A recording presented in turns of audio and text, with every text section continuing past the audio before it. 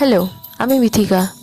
আমার কাছে skin care মানে শুধুমাত্র মুখের স্কিনের যত্ন নেওয়া নয়, নিজের পুরো শরীরের যত্ন নেওয়া।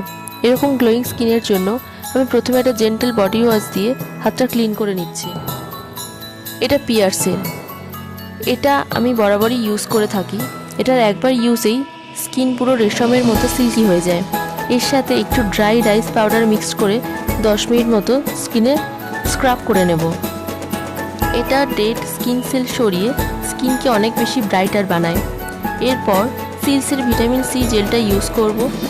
তারপর 10 মিনিট মাসাজ করার পর 15 মিনিটের মতো স্কিনে অ্যাবজর্ব করার জন্য ছেড়ে দেব। এই জেলটার ব্যাপারে পরে কখনো তোমাদেরকে বলবো। Now can you see the glow?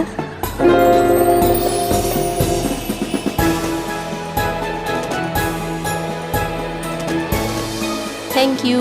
Follow for more.